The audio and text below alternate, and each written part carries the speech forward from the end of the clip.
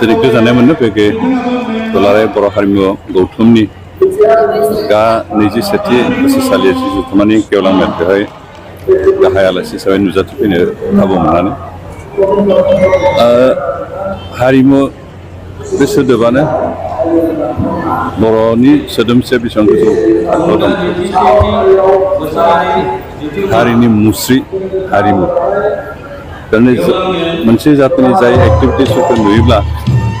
बियो बर'नि बा बर' होननानै सिनायनो हायो बे गासैबो पार्ट अफ हारिमु जोंहा गोबाङानो सरासनस्रायै खालि मोसानाय मुसुरनाय दामनाय देनाय मेथाइ खननाय बेफोरल'सो हारिमु होनना सानो बेफोर हारिमु खिन्थु पार्ट अफ हारिमु बेनो फुल ना हल नङा दा हल जानोबा जों बर'फोरनि जेसेबां एक्टिभिटिस मावनाय दांनाय गाननाय जोमनाय जानाय लोंनाय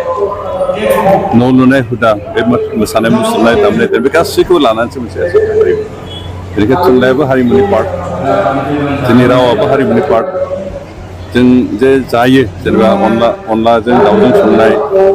अनलाजों सबायजों संनाय बेनिफ्राय अमा बेदर जानाय अनलाजों दाउजों खुमब्राजों संनाय बर'फोरनिनो मोनसे सिनायथि कारण गुबुन जाथिया बेबायदि जाया नाफाम जानाय बे बर'निनो मोनसे फुड हेबिट खिन्थु पार्ट अफ कालचार बेनिखायनो बेबो जोंनि मोनसे कालचार बेनिफ्राय जोंहा बर'फोरनि न' लुनाय सिस्टेम दा अबयसे बे सिस्टेमाव लुलिया गोदोब्ला जोंहा न'आ मोनब्रै थायोमोन साहानिया मेन न' बेखौ जों न'मा न' होनना बुङो साहा जोंहा न'मा न' थाथारनांगोन सानजाहा जोंहा बाख्रि न' थायो सोनाबथिं न'सा बा आलासि न' थायो खोलाहा गलि बेयो जोंनि आबै आबौनि समनिफ्राय लुनाय मोनसे सिस्टेम बेबो जोंनि बर'नि कालचार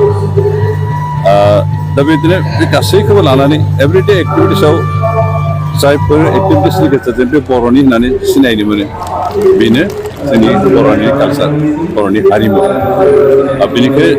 दिनै हारिमुनि गेजेरजों मोनसे जातिया मोनसे जातिनि रोखा सिनायथिखौ मोननो हायो बेनिखायनो जाति मोनसेनि सिनायथियानो जाबाय हारिमु जों बेनिखायनो हारिमुखौ फोथांना लाखिनांगौ हारिमुनि मोनफ्रोमबो पार्टखौ जों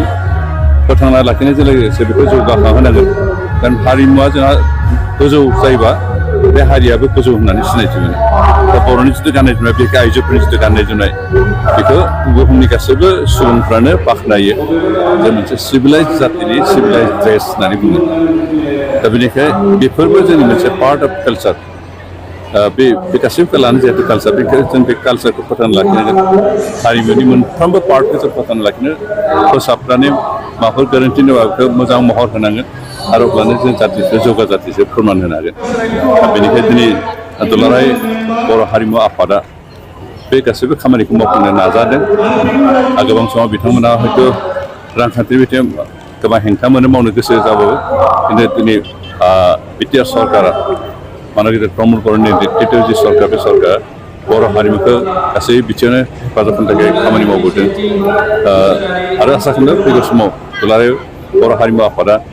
बे बर'नि हारिमुखौ आरो गोजौ थाखोआव लांबावनो थाखाय खामानि मावलांबाय थागोन बिथांमोना थांनाय समफ्राव जिखिनि मावबाय बेनो थोजासे आरो मावबावनांगोन दा दिनै बिथांमोना मावलांगासिनो दं आसा खालामदों बिथां मावलांबाय थागोन बर' जातिनि रोखा सिनायखौ फोथांना लाखिनो थाखाय बर'खौ मोनसे गोजौ थाखोनि जाति हिसाबै प्रमान होनो थाखाय बे हारिमुखौ जौगाहोनो थाखाय खामानि मावलांबाय थागोन आरो आसा खालामदों जे बिथांमोननि बे नाजानायाव बर' मोनसे गोजौ थाखोनि सोदोमस्रि गोनां मोनसे जाति हिसाबै जौगाखांनो हागोन दिनै राजखान्थिनि हिसाबै जोंहा उदांस्रि गैयाबाबो आलादा रायजो गैयाबाबो जों जे मोनसे आलादा जाति बिनि रोखा फोरमानखौ नैबे हारिमुआनो जों दिन्थिबाय सोर बर' हारिमुआ इउनिभार्सिटियाव मोनसे आयदा फोरोंगिरिनि दासिमबो जेंनाया जोबाखै फोरोंगिरिनि गोनां दा नोंथांमोना सरकारा दिनै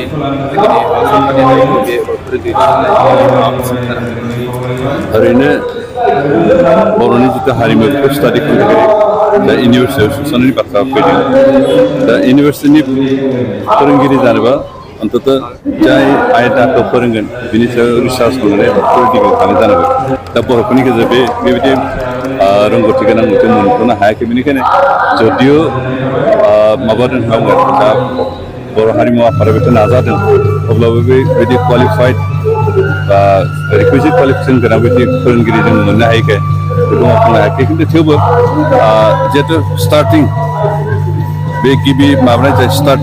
खालामजेननाय जागोन बेनिखायनो हयथ' जों एसे रिलेक्सेसन खालामनानैबाबो फोरोंगिरि सुसारनाय बाथ्राखौ साननो गोनां जानो हागौ आरो बेखौ जों सरकारि Thank you.